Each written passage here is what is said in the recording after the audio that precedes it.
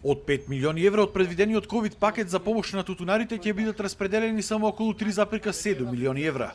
Со овие тврдења денеска излегува од новоформираните тутунски здруженија. Тие добиле допис според кој по 12 денари ќе биделе распределени за трета и четврта класа и по 2 денари за втора класа. Според направените пресметки за откупените количини по класи, прашуваат каде ќе завршат останатите пари. Вкупно 3 милиони и 698 884 евра ќе потроши државата за ковид пакетот, за кој, како што знаеме сите, беа одвоени 5 милиони евра. Каде се останатите 1.300.000 евра ветени, а не исплатени?